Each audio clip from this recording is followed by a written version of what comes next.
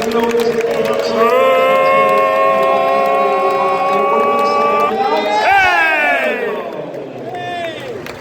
are you? It's so good to see you. It really, really is. Rovers Oxford here at Ewood Park.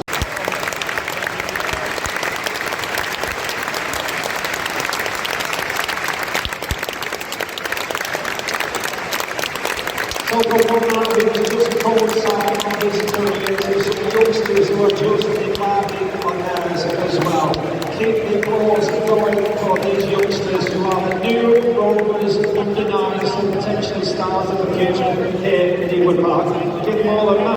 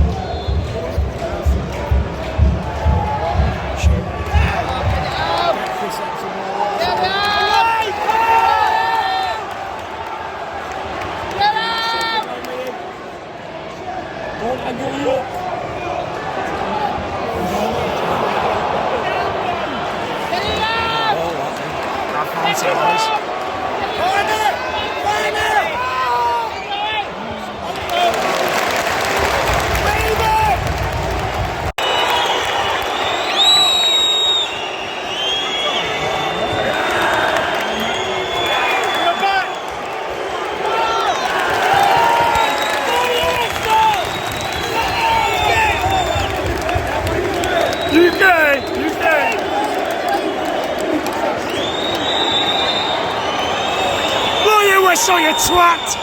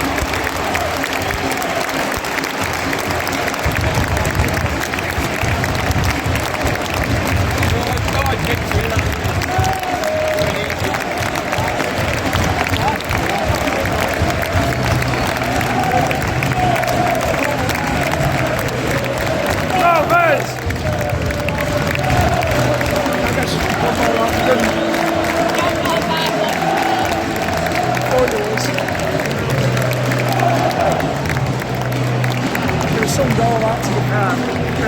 There was some goal that they scored, to be fair.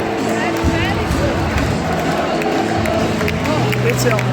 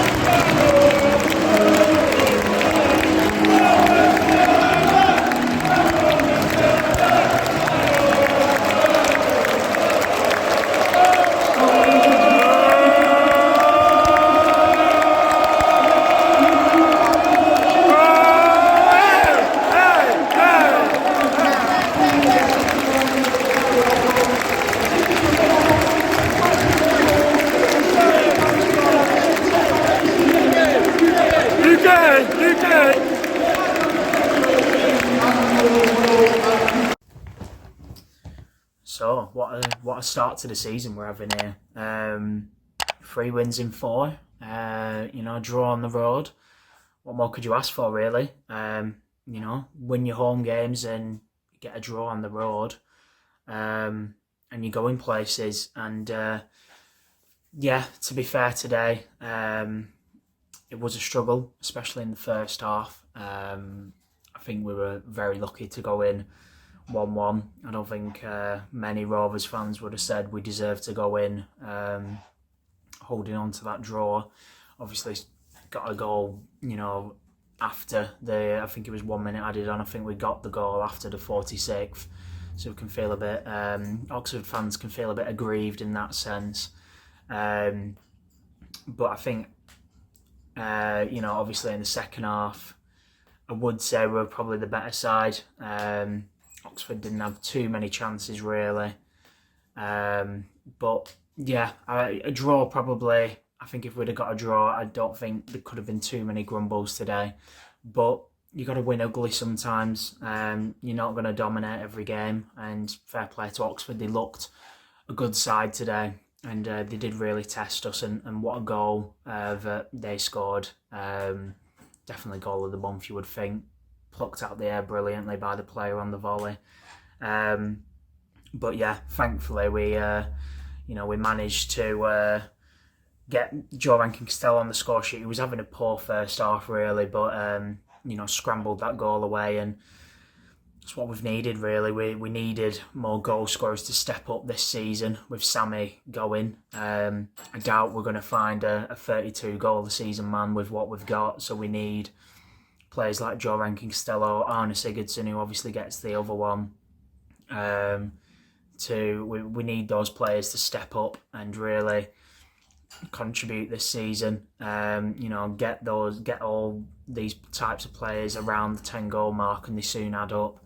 And I'd much rather that than have it all being relying on, you know, the man Sammy Smodics, who has gone and got himself a goal at the Etihad today, which I'm pleased to see, and he took it pretty well, and it scrambled over the line.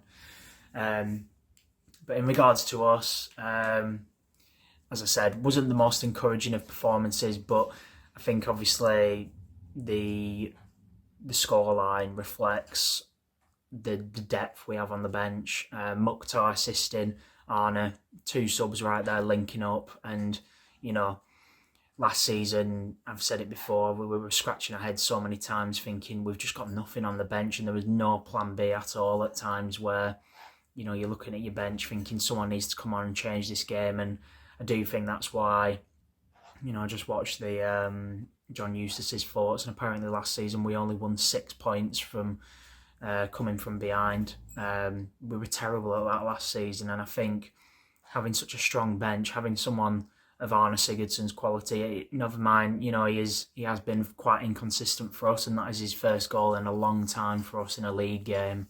But it cannot be denied, you know, having him come on instead of Dylan Marconde, and having Mukhtar come on instead of, you know, Samir Talalovic is just night and day, isn't it?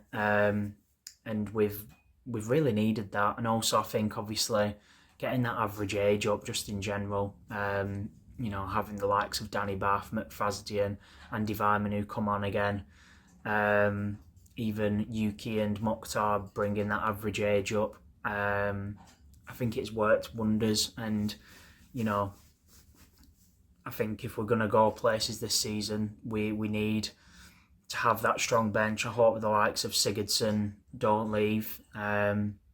He's the type of player who could quite easily fight his way to a starting position in this squad, and it has the quality to do so. We've seen that at times last season when he got those goals at QPR in Ipswich. We know there's a player in there. Just got to hope he comes good, I suppose. But he is a top earner, and that's the only thing that makes me think he may be on his way out. But after the goal today, you know, was kissing the badge, like, you know, chest slapping the badge. So that would suggest to me he wants to stay. Whether that happens or not, I guess we'll see. But yeah, Oxford fans brought decent numbers, but were quiet in truth. The only time we really heard of them were when they scored. And as I said, what a goal, you would have to celebrate that. There were even a couple of Rovers fans who were clapping that one. But yeah, a bit disappointing from them. But, you know, the game was very flat for large periods of the game where neither side were really doing much. And, you know, once we got the subs on or they got the subs on, it did start to pick the game up a bit more. But there were large periods this game where I was scratching my head thinking, God, this is awful. I'll be honest with you. But it's a results-based business, and, you know, I would have took 7 points from these first 3 league games any day. Going to Norwich away was not an easy feat by any means, and getting 4 points now from losing positions is really encouraging, because we, as I said, we just did not do that last season. And, you know, if we can do that this season, there's every chance that we could maybe somehow find ourselves in and around playoffs. You know, it is very early doors, but we're looking a team. We are really looking a team, and we're being a sum of our parts, which we needed to do. We're not trying to play this beautiful football anymore.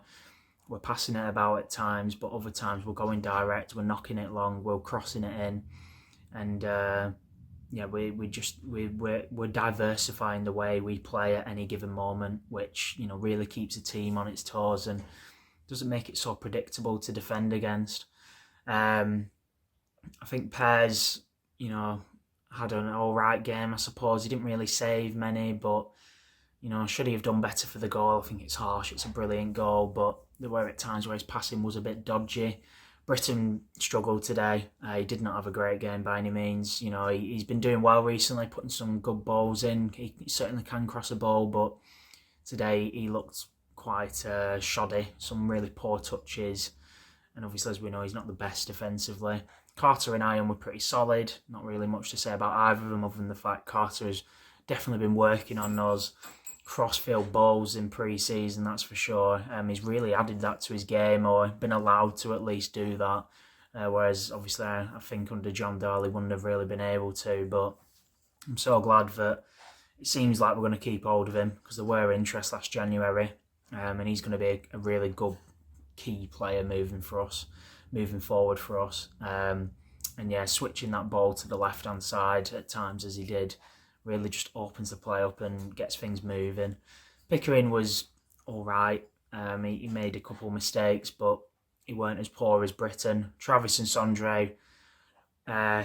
Travis was infuriating at times, I'll be honest. A bit wasteful at times, but then, also proved his worth in battling as he does. I were hoping John Buckley would come on at one point when it was 1-1, just to look after the ball a bit more and find those passes. Do wonder what's going to happen with a player like John Buckley. Is he going to be happy with the amount of game time he's getting in the minute? Because obviously he isn't getting much, but I do think he's a player that once we get further into the season and we're playing Saturday, Tuesday league games, he will feature. He will start against Blackpool, you would think. Sondre made a really key block when I'm not sure if it was 0-0. I think it was 0-0. Comes sliding in and full power. The goal was gaping. It was bound to be a goal, and comes sliding in and brilliant block. And he's such an unsung hero, really, in many ways, Sondre. And I think he'll be well up for Burnley this Saturday. I think him and Travis in midfield is a really strong midfield, and the type of midfield that you would want coming up against Burnley. In front of them, Dolan has an alright game, drew quite a few fouls. But I'm still not sold whether he's a number 10. I think maybe we need to see a bit more of Yuki and Maktar as the 10 and the 9, see how that fares. I think he did better out on the left once he got moved out to there and drawing those fouls from the fullback.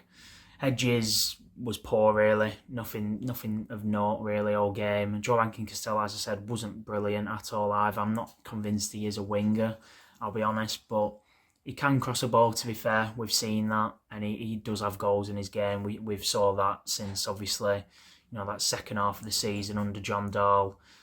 And obviously even last season we saw at times that, he can chip in with the goals. So I don't know. I guess we'll have to see how he fares in this new position. But personally, I do just see him more as a right back or a holding midfielder. But I'm sure he will play there at times this season, as and when required to do so. And that is the good thing about Joe Rankin-Costello. He is a utility player who can play, in pretty much any position up and down the field. Then Yuki, I think he got player of the match, man of the match, but really struggled, to be honest, I think, today. I think it kind of summed up the game that he won man of the match. He worked hard as he does, but was sloppy at times, gave the ball away more than a few times, and I do think I would start Maktar against Burnley up front rather than Yuki. I do think at times he were getting bullied up there. We were knocking it long and he just weren't getting his head to anything.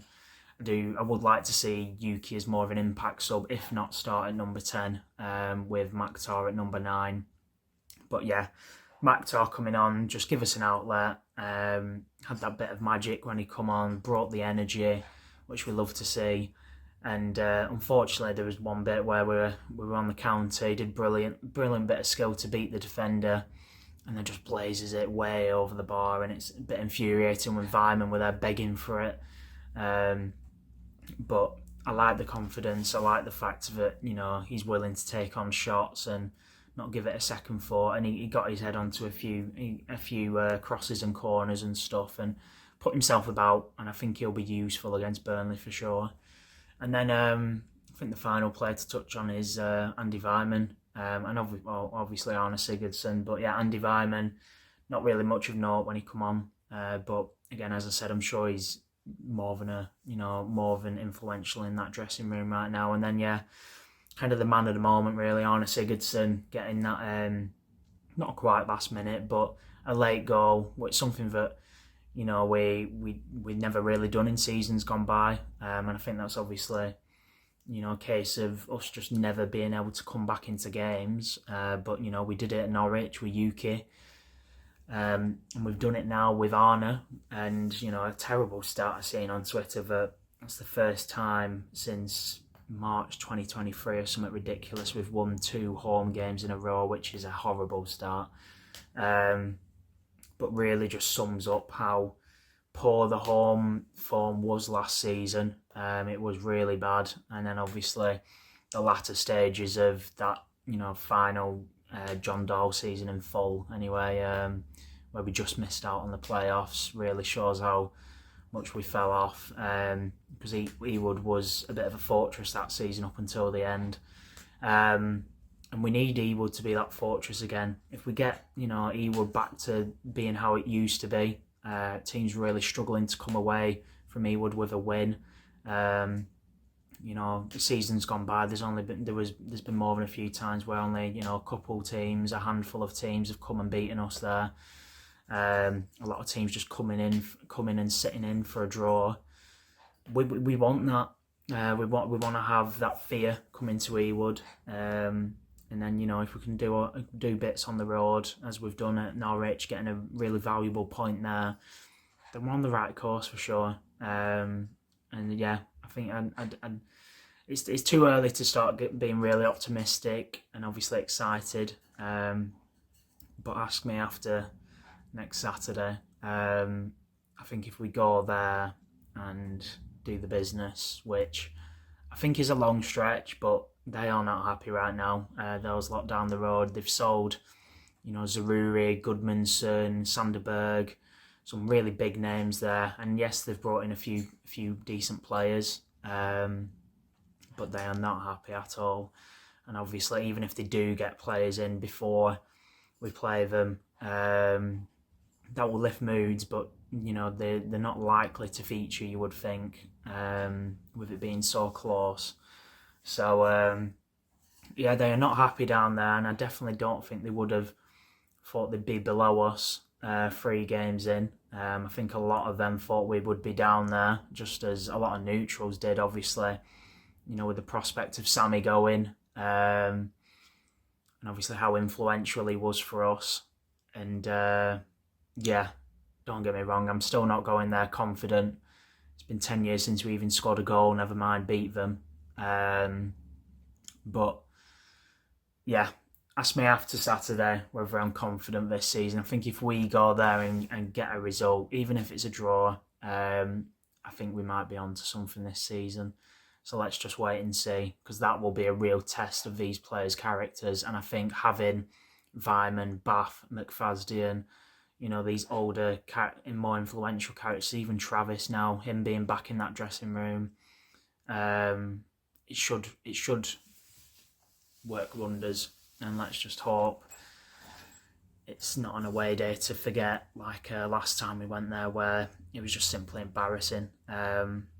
I'd just love for us to go there and do a Leeds, do a Leicester, sit in, soak up the pressure, just get them on the counter. That's what we're good at.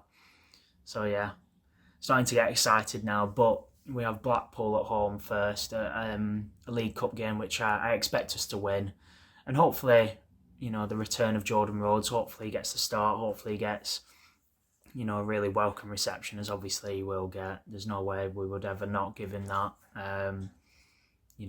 Is he a legend? I don't know. A cult hero at the very least of the club.